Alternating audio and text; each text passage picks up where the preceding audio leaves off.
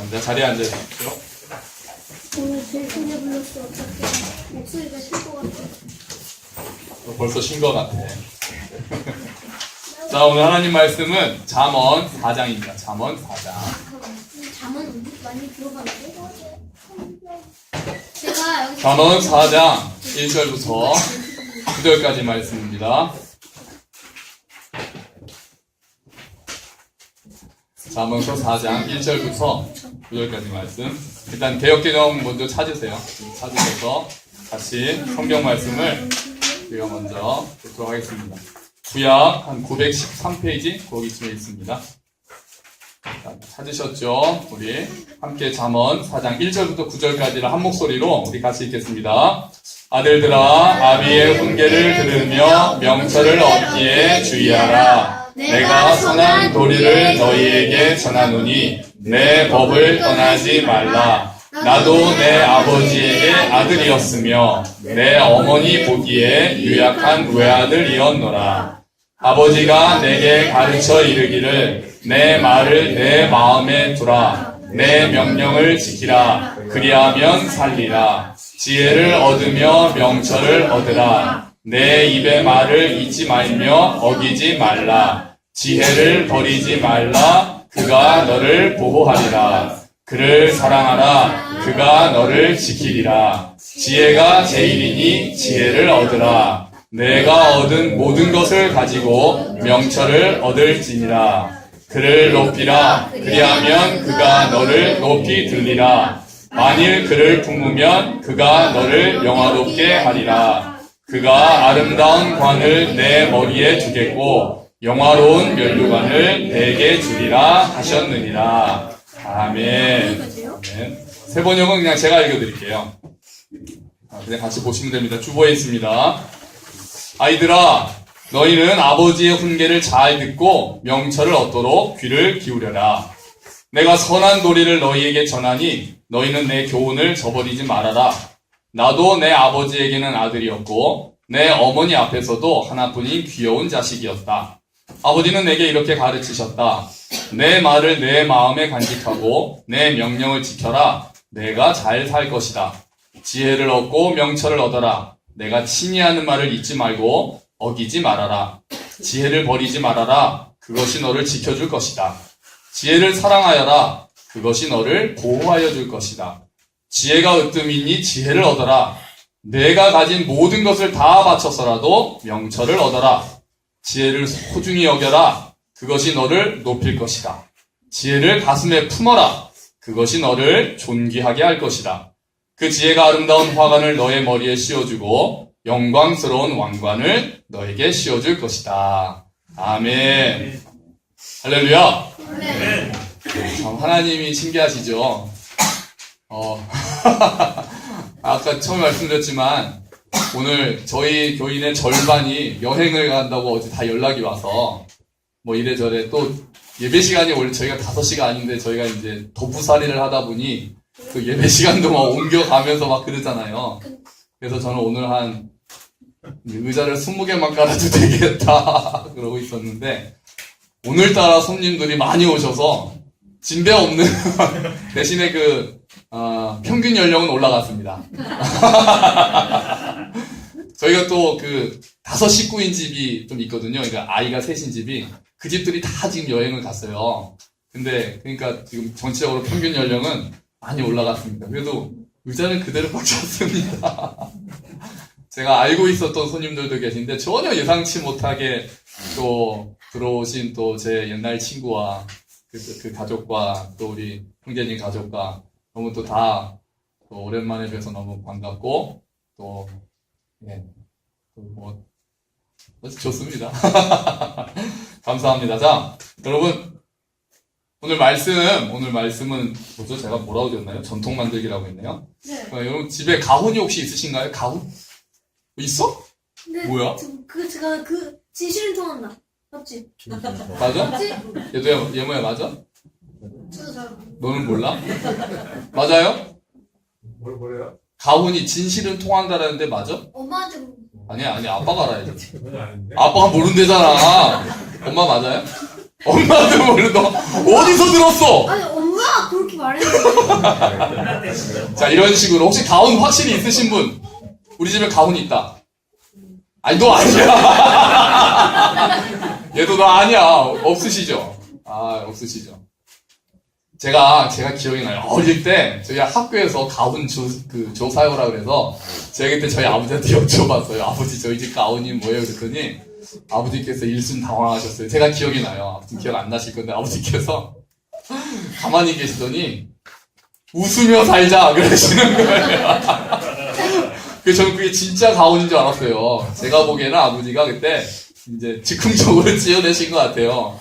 그래서 학교 가서 저희 집 가훈 웃으며 살자고 그랬더니 온 반이 난리가 났어요. 보통은 뭐 정직, 그 당시에는 뭐 근면, 뭐 성실하자, 뭐 협동 막 이러잖아요. 근데 웃으며 살자였어요. 근데 나중에 커서 다시 한번 그런 얘기를 했는데 그때는 정직이었어요, 정직. 이게 딱 가훈 이렇게 적어놓지는 않았는데 아버지께서 강조하신 게 정직이었습니다. 자, 본문은 처음에 딱 보시면은 아이들아 이렇게 돼 있고 우리 그 개역 개정에 보면 아들들아 이렇게 돼 있잖아요. 그러니까 이제 아버지가 아들한테 하는 훈계예요. 훈계. 아버지가 자식한테 하는 훈계입니다. 그러면서 뭐라고 돼 있습니까? 아들들아 아비의 훈계를 들으며 이렇게 돼 있는데 이게 원어에는 보면요. 들으라가 앞에 나와 있어요. 들으라 아들아! 이렇게 돼 있어요. 어서 많이 들어본 것 같지 않으세요? 이 들으라 이스라엘. 그렇지, 들으라 이스라엘. 몇 장 몇 절? 신명기 4장. 아니야, 4장 아니야. 6장. 아니, 이거 우리가 2월달에 외웠는데 벌써 다 까먹어. 참. 다시. 3월달이었니? 2월? 그치. 2월달에 우리가 10편 23편이었고.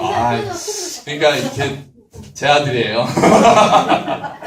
자, 신명기 6장 4절 9절. 우리 한번 외워볼까요? 자, 시작. 이스라엘아 들으라. 우리 하나님 여호와는 오직 유일한 여호와이시니 너는 마음을 다하고 뜻을 다하고 힘을 다하여 내 하나님 여호와를 사랑하라. 오늘 내가 내게 명하는 이 말씀을 너는 마음에 새기고 내 자녀에게 부지런히 가르치며 집에 앉았을 때든지 길을 갈 때든지 누워있을 때든지 일어날 때든지 이 말씀을 강론할 것이며 너는 또 그것을 내 손목에 메어 기호를 삼으며 내 미간에 붙여 표로 삼고 또 내 집 문설주와 바깥문에 기록할지니라. 신명기 6장 4절부터 9절까지 말씀. 아멘. 이게 자꾸 해야 돼요. 안 하면 까먹습니다. 저도 또, 그렇죠. 기호를 삼아야죠. 자, 맞아요. 이것도 마찬가지로 처음에, 원래는 들으라, 이렇게 돼 있어요. 들으라. 물론, 쉐만 아니고, 쉬모, 이렇게 돼 있어요. 근데 똑같은 말입니다. 그러니까 들으라가 이제 강조가 돼서 이제 얘기를 하는 거예요. 그러면서 3절, 4절을 보니까 뭐라고 합니까? 나도 내 아버지에게는 아들이었다, 이렇게 얘기해요. 그러니까, 그 전통이 내려오고 있는 거예요. 교훈이. 그러면서 4절에 보세요. 4절에 그냥 주보에 있는 새 번역을 보세요. 4절에 뭐라고 되어 있습니까? 아버지는 내게 이렇게 가르치셨다. 그러니까 지금 이거를 지은 사람을 보통 솔로몬이라고 생각해요. 그러면 솔로몬의 아버지가 누굽니까? 다윗이죠. 다윗. 그러니까 지금 솔로몬이 자기 아들, 르호보암인지 모르겠어요. 그러니까 솔로몬이 아들한테 얘기를 하는 겁니다. 야! 내가 우리 아버지한테 배웠어.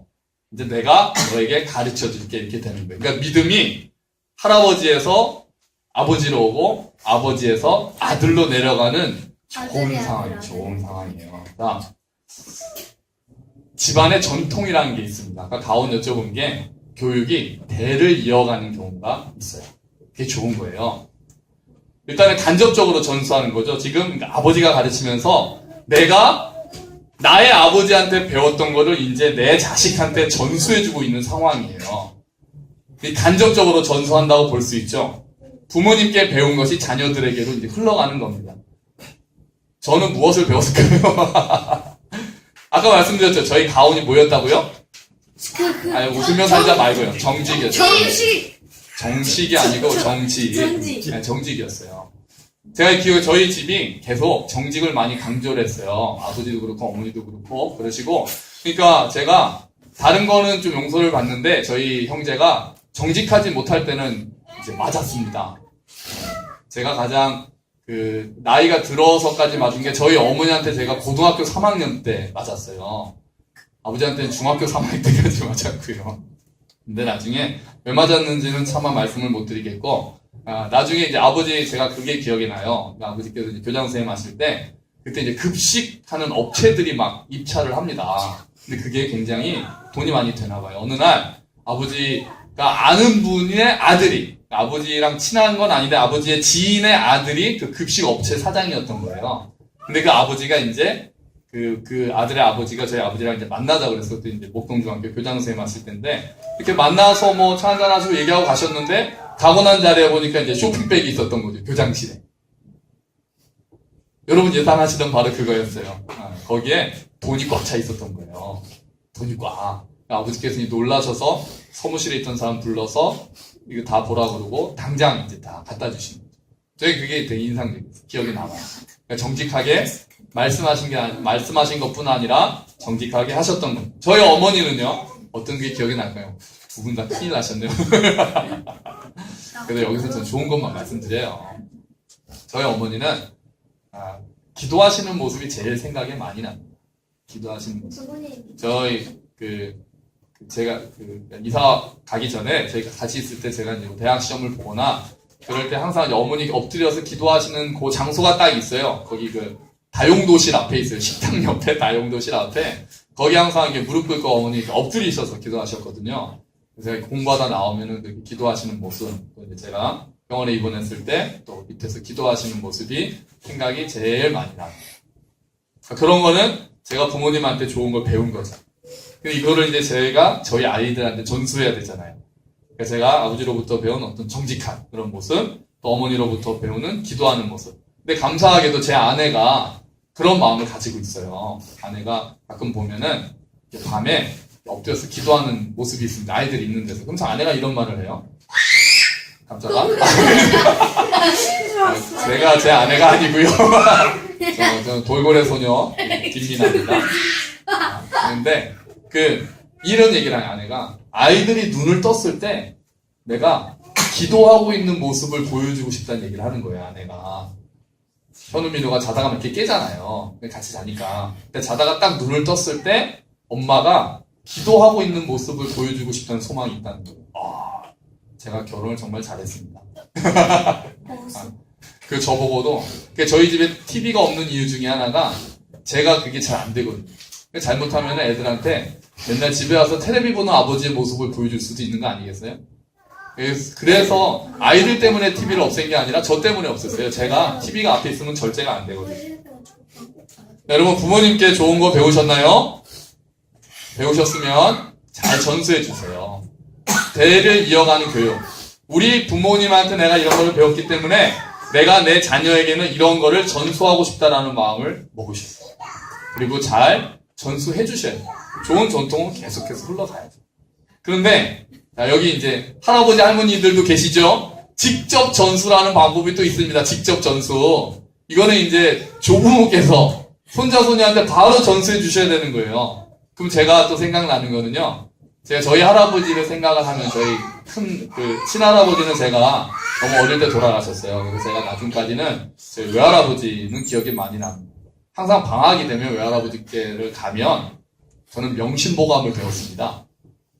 먹을 가지고 이렇게 서예를 하면서 재왈 처음에 그게 있어요. 천보지복잔 뭐 그런 게 있어요. 거기서 명심보감을 이렇게 쓰면서 제가 배웠거든요. 근데 지금 이제 돌아가신 지 오래되셨는데 지금도 외할아버지 딱 그러면 그때가 생각이 나요. 할아버지 앞에 앉아서 붓글씨 하던 게 생각이 나요. 안 한 지 저 오래됐습니다. 저희 할아버지께서 그리고 돌아가시면서 저한테 유품을 남기신 게 친히 쓰신 천자문. 제가 그걸 한 번은 읽었을까요? 아니요. 요새 누가 천자문을 읽습니까? 그냥 받아서 지금 어딘가 그냥 이게 넣어놨죠. 근데 그 천자문을 배우고 말고가 문제가 아니라 딱 할아버지 하면 떠오르는 이미지가 그때 서예하시던 모습. 붓글씨를 쓰다. 그리고 저한테 가르치시던 그 모습이 아직까지도 기억에 선명합니다. 저희 아내는 또 저희 아내 그 외할아버님께 그 촌수 따지는 법을 거의 강제로 배우셨다고 그러더라고요. 그리고 젊은 사람들 모르잖아요. 그럼 이렇게 손자, 손녀도 오면 한 명씩 방으로 들어와 그래서 족보를 막 가르치시는 거예요. 자, 여기 계시는 우리 모든 또 우리 할아버지, 할머니들 그 지금 손자들이, 손자, 손녀들이 딱 할아버지 있던 할머니 하면 어떤 모습을 생각할까요? 별로 불안해. 안 시키네. 그럼 오늘은 예모 뭐? 할아버지 할머니가요 기도하시는 게 생각이 안 나요. 너 어째 모범답을 말하고 있는 거 할머니가 방금 시킨 거 아니? 이게 돼서 그만. 자, 저희 어머니께서 보면은 아이들이 이렇게 집에 오면 그 애들이 이제 사촌끼리 4명이 자잖아요. 이제 현우, 민우, 예모, 얘도 이렇게 다 잘 때 되면은 옛날에 성경 이야기를 계속 들려주셨어요. 네, 맞아요. 애들 막 이렇게 잠들 때까지 옆에 앉아서 할머니가 너네 잠들 때까지 옆에 있어줄게 하시면서 제가 기억이 나요. 그러면서 옛날에 뭐 다윈 얘기, 골리앗 얘기, 뭐 요나 얘기 이런 거 있잖아요. 성경에 있는 얘기를 옛날 얘기를 해주시는 거예요. 직접 전수가 되고 있는 거죠. 저희를 거치지 않고. 또 얘도인가요? 예모인가요? 또 저희 아버지한테 또 바둑을 배우네요. 옆에. 저요. 너냐? 얘도구나. 저희 아버지 바둑을 좋아하시고 잘 두시는데 저희 형제는 바둑을 못 두거든요. 이게 이제 직접 전수가 되고 있는 거예요. 손자한테. 여기 계시는 분들이 손자, 손녀가 있으시면은 일단 직접 전수를 좀 많이 해주세요. 직접 전수. 나중에 그게 기억이 납니다. 그게 기억이 나요. 할아버지, 또는 할머니 했는데 할머니가 항상 TV 보고 계시던 모습만 생각이 난다구나. 왜 그러지? 할아버지 그랬는데 무슨 주무시는 모습만 생각이 난다거나 그러면 그거 얼마나 슬프겠어요. 돌아가신 후에 또 그건 부모도 마찬가지입니다. 어떤 것들이 전수가 되느냐 이게 중요합니다. 그래서 지금부터 고민하실.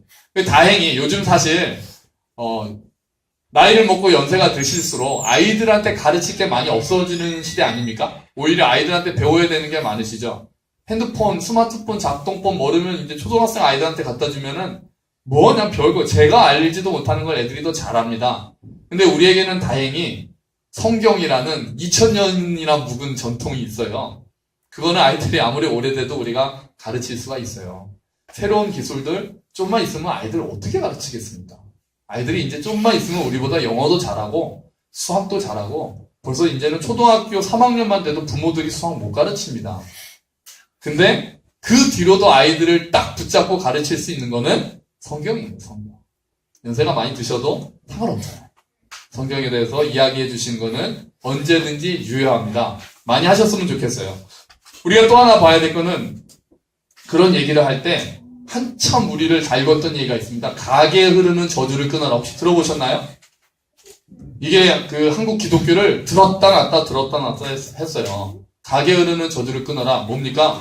조상 대대로 그 핏줄을 통해서 그 나쁜 영이 흘러내려온다는 거죠.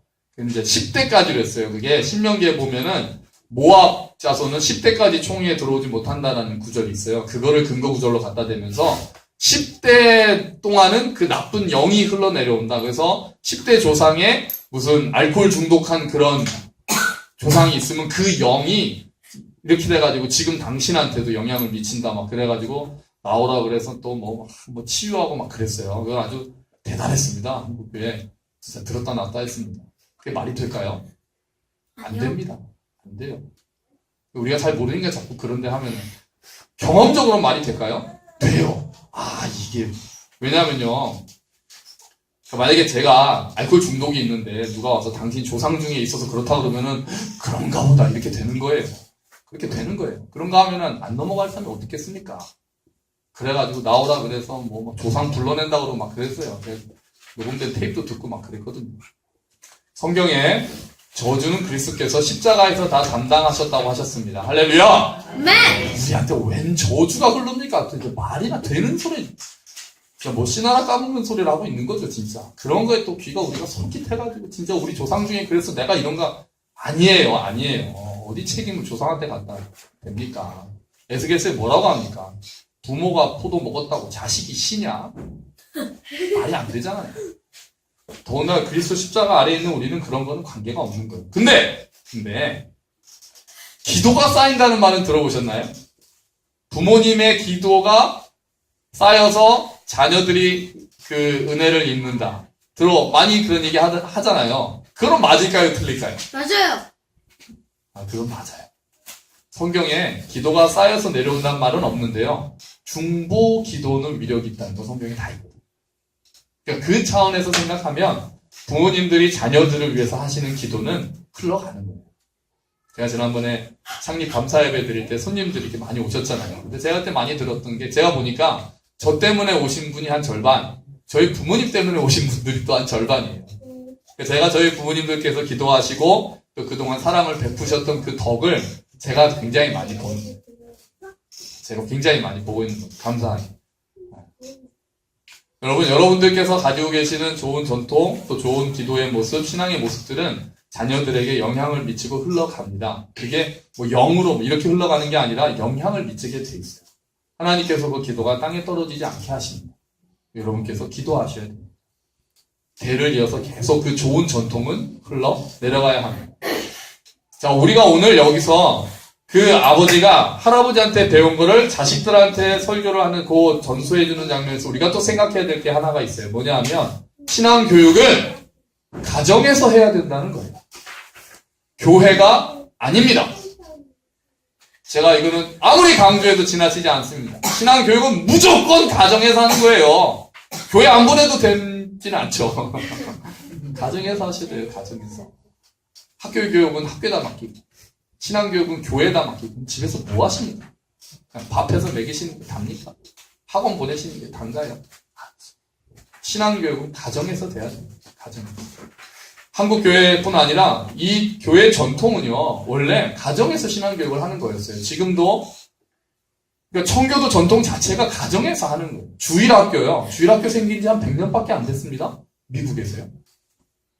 얼마 안 됐어요. 2000년이 넘는 시간 동안 모든 예배는 같이 드렸었습니다. 그러다가 최근에 들어서야 주일학교 붐이 일어나고 눈높이 교육 얘기가 나온 거예요. 눈높이 교육, 주일학교 필요할까요? 필요하죠. 좋은 거죠. 근데 그거 하면서 나빠진 점이 부모님들이 슬슬 신앙 교육에서 손을 떼더라는 거예요. 전에는 내가 해야 된다 생각하니까 아이들 딱 교육을 해야 되는데 이제는 교회 보내니까 전도사님이 알아서 하시겠지. 교사들이 알아서 하겠지. 그러고는 몰라요. 자기 자녀들 지금 상황이 어떤지를 그닥 관심이 없어요. 학교에는 열심히 찾아가서 선생님한테 우리 애는 어떻고 저떻고 들어보고 말씀드리고 알림장을 쓰고 하면서 교회 선생님하고는 교류가 없어요. 솔직히 안 그렇습니까? 그거는 잘못된 거예요. 하나님이 그렇게 안 하셨습니다. 하나님 그렇게 안 하셨어요. 가정교육, 신앙교육은 가정에서 하셔야 돼요. 눈높이 교육하는 것들은 보완책으로 하는 거예요. 아이들이 가서 재밌게 논다고 그게 신앙교육이 되는 겁니까? 집에 와가지고 다윗 얘기하면 많이 배웠다고 생각하시나요? 그게 다가 아니죠. 오늘 안 왔어요. 그 해영자매라고. 이거 인터넷으로 나중에 들으라고 할 테니까 해영자매. 해영자매가 그 얘기를 딱 하는 거예요. 그 전에 제가 사역하던 곳이 이제 주일학교가 당연히 있잖아요. 근데 저한테 그런 얘기를 했어요. 지지난주에.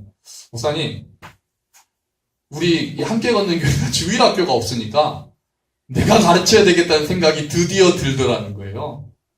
그 전에는 솔직히 교회 유초동부랑 다 전도사님도 열심히 하니까 자기가 그렇게 막 걱정을 안 했는데 이제 저희가 같이 예배 드리고는 저희가 뭐 모이면 애들 다 놀잖아요. 그러니까 내가 좀 가르쳐야 되는구나 이 생각이 들더라고요. 그래서 제가 그게 내가 바라던 겁니다. 잘 됐습니다. 제가 그렇게 얘기했어요. 여러분 우리가 함께 드리는 요 예배가 저희가 꼭 뭐 주일학교를 할 장소가 없다거나 그래서 그런 게 아니에요. 저는 가능한 한 예배는 전 세대가 드리는 쪽으로 계속 가려고 합니다. 가능한, 나중에 안 될 수도 있겠습니다만, 가능한 만큼은 온 가족이 드리는 예배로 가려고 해요. 여러분, 이렇게 하면 아이들이 제 설교 어려워서 못 들을 것 같으신가요? 애들이 막 재밌게 하고, 선생님 보세요. 막 이렇게 하고, 막 이렇게 하고, 막 그래야만 아이들이 막 따라하고 그럴 것 같으세요? 그런 것도 있죠. 그런데, 그렇게만 하니까 아이들 수준이 안 올라가는 게 있어요. 아이들이 생각보다 수준이 높습니다. 우리가 아예 차단하는 거예요. 그럴 기회도 안 주고. 그래서 어떤 그 샬롬 메이슨이라고 홈스쿨 하는 사람들이 굉장히 존경하는 사람이 있어요. 그 사람이 하는 주장이 뭔지 아세요? 청소년판, 레미제라블 청소년판, 이런 거 읽히지 말라고 그래요. 고전은 그냥 갖다 주라고 그럽니다. 이해를 하거나 말거나. 청소년판으로 이렇게 해주면 애들의 더 잘할 수 있는 지성이 자라지 못한다고 그러는 거예요. 근데 아이들한테 그걸 주면 처음엔 당연히 이해를 못하는데 그걸 반복으로 이해하는 가운데 우리들보다 훨씬 더 빨리 깨우친다는 거예요. 제가 그게 일리가 있다고 생각을 합니다. 일리가 있다고. 민혁이 몇 살이지? 5살인가? 6살인가? 6살이요. 민혁이 6살이 집에 가서 제 설교를 얘기를 한대요. 집에 가서 엄마 아빠한테 오늘 목사님 설교에 대해서 얘기를 한대요. 6살이. 물론 민혁이가 좀 말이 빠르긴 해요. 근데 듣는다는 거예요. 들린다는 거예요.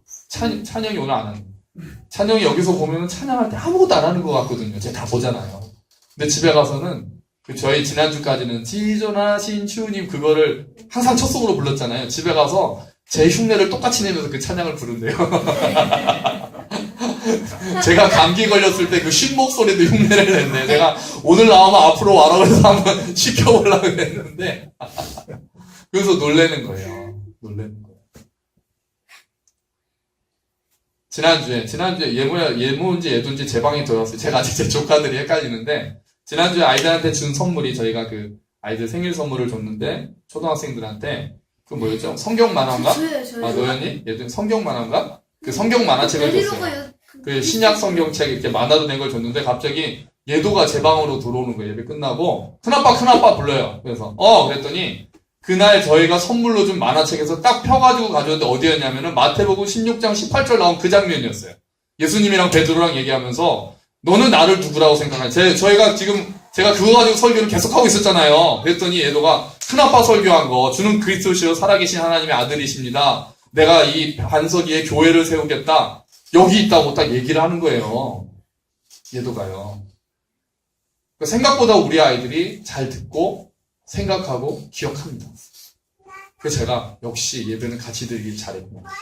물론 우리 돌고래 소녀가 소리 지르고 나오고 중간에 물 먹으러 왔다 갔다 해도 그거는 우리가 익숙해지면 되는 거예요.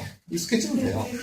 근데 아이들이 이 아중에서도 설교를 듣고 잘하는 것들이 있다는 걸 제가 더 확신했어요. 그래서 이 포맷으로 가리라. 그렇게 됐어요. 여러분 아이들이 생각보다 더 많이 합니다. 더 많이 듣고 더 많이 알고 더 많이 기억합니다. 그리고 잘할 수 있습니다. 우리들이 함께 가족들이 나와서 말씀 외우는 것만 해도 굉장히 큰 교육이 됩니다. 신앙교육은 가정에서 하는 겁니다. 절대로 다른 사람들한테 맡기지 마세요. 차라리 영어 수학은 맡기세요. 신앙교육은 절대로 맡기지 마세요. 할아버지 할머니 아빠 엄마가 책임지셔야 합니다. 자, 그러면 이제 무엇을 가르쳐야 되는가를 이제 봐야 됩니다. 그렇죠? 5절부터 9절까지를 보면은 무엇을 가르쳐야 되는가에 대해서 얘기를 하고 있습니다. 자, 지금 보세요. 오늘 본문이 계속 가르치는 게 결국 뭘 하라는 거예요? 한마디로 뭘 지금 하라는 거예요? 뭐요? 지혜요. 예, 맞습니다. 지혜예요. 지혜가 최고다. 지혜를 얻어라. 지금 뭐라고, 지혜를 왜 얻으라고 합니까? 그게 6절 계속 있어요. 6절에 보면은 지혜가 너를 보호할 것이다. 지혜가 너를 지켜줄 것이다. 지혜가 너를 높여준다. 지혜가 너를 존귀하게 한다. 지혜가 화관을 너의 머리에다가 씌워준다. 영광스러운 왕관을 씌워준다. 딱 그런 거잖아요. 그러니까 지혜. 그래서 뭐 하라는 거예요? 결국 이 아버지가 꼭 해주고 싶어 하는 말은 7절 같은 거예요.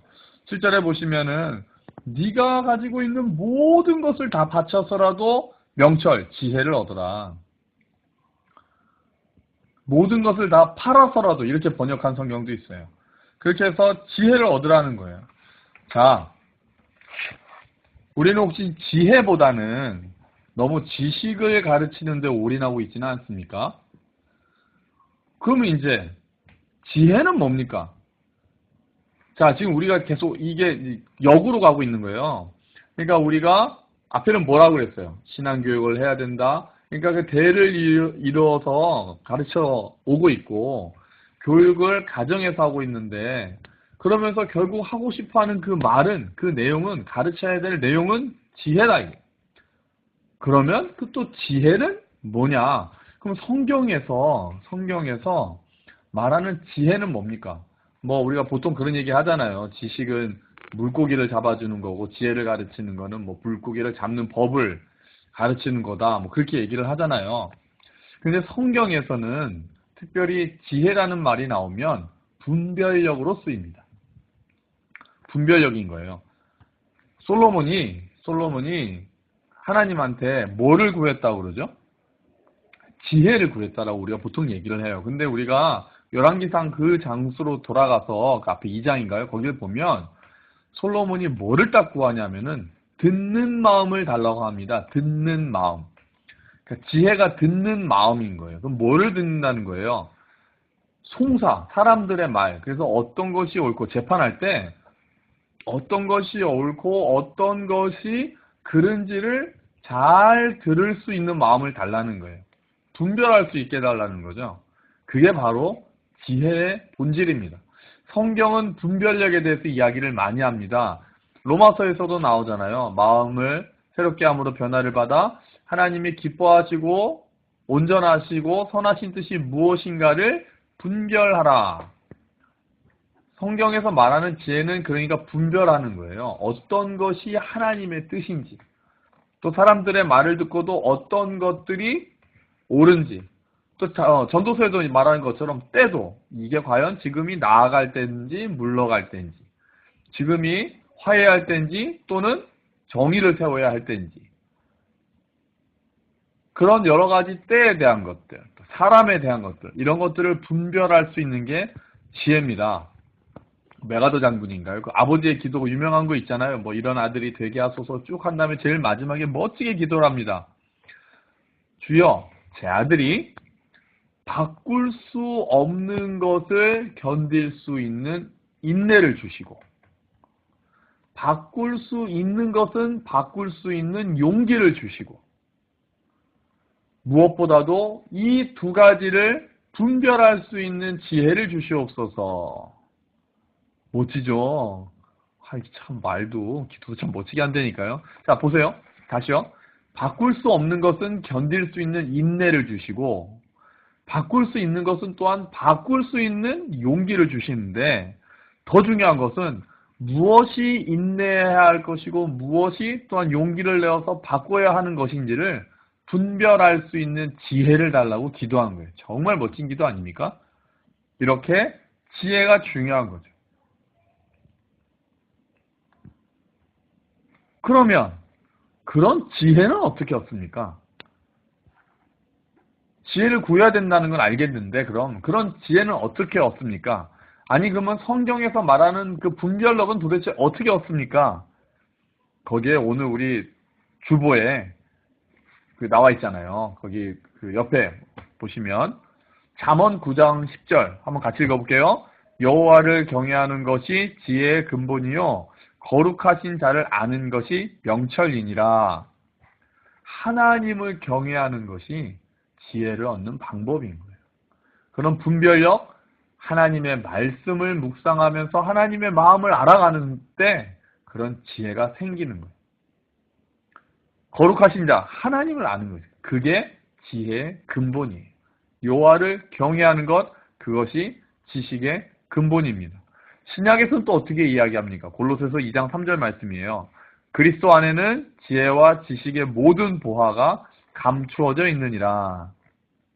예수 그리스도 안에 그 모든 것들, 지혜, 지식의 모든 보화가 감추어져 있다. 그러니까 누구만 가지면 되는 거예요? 예수 그리스도. 그래서 우리가 주를 아는 지식에서 자라가야 된다는 거예요.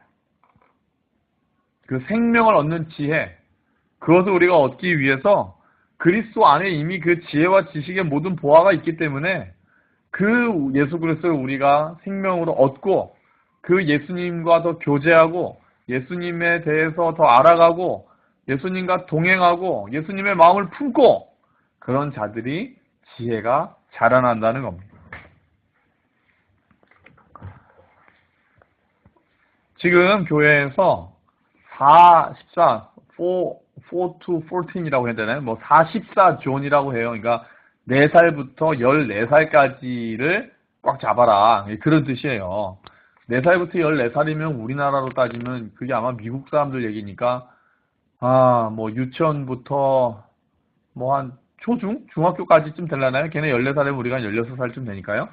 그러니까 이게 딱 초등학교, 중학교 요때까지가 신앙 교육을 하기에는 적기라는 거예요. 그걸 넘어서면은 이제 잡기가 쉽지 않다는 거죠. 그렇잖아요. 어린아이 때. 그래서 주일학교가 중요하다고 이런 얘기 하는 거거든요. 물론 큰 다음에도 하나님의 은혜로 또 돌아오고 이런 경우가 있죠. 그런데 통계상 그때 4세부터 14세까지 그 어린 초등학교, 중학교 시절에 하나님의 말씀을 듣고 자란 아이들이 결국 하나님 앞에 머물러 있는 가능성이 높다라는 것들이 지금 연구되어서 나오고 있는 거예요. 그러니까 지금 우리들 안에 있는 우리 이 자녀들이 지금 진짜 우리가 가르쳐야 될 적기가 되어 있는 거예요.